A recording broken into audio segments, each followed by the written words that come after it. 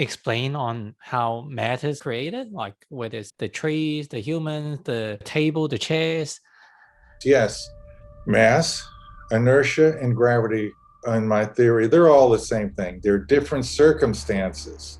So let me give you an example of the unified field here, how mass is created. And it comes from particles like neutrons and protons. They create their own mass.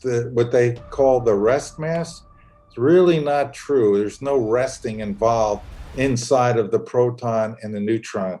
And thanks to a discovery I made from a person who had a near-death experience who talked to God, God explained to them how mass and matter was created, how he did it.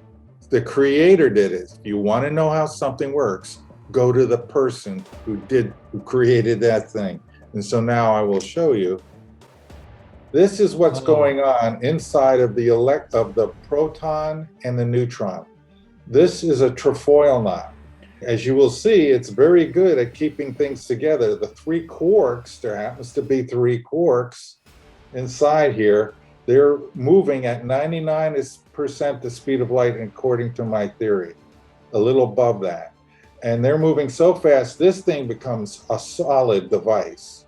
The electromagnetic waves are moving so fast that this whole thing solidifies and it holds the quarks together. That is the binding force. That's what keeps the neutron and proton together, not the gluon.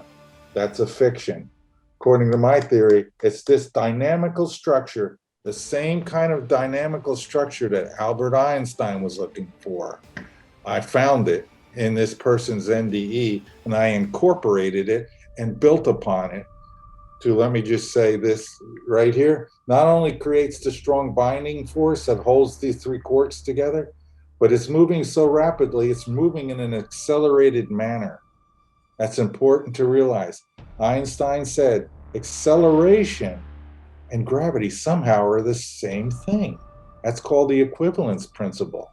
So he gave me a clue, a link that I kept searching. Well, there must be an explanation for this, a physical explanation for why acceleration causes mass to appear, causes gravity to, certainly causes inertia, resistance. There's no doubt when you hit the gas on your car and you accelerate and you feel pulled back in your chair, something real is happening. And that reality, that inertial pull that feels like gravity pulling you back, is caused by acceleration. And quite simply, how acceleration causes mass, gravity is caused by accelerated motion of fundamental unbalanced charges. When charges move in this way, they cause the space in and around the particle to contract. Remember that word, because gravity is contraction of space. Gravity is a contraction of a spatial medium, the ether, the fundamental field. This is how this all links. This is what he said it would be like.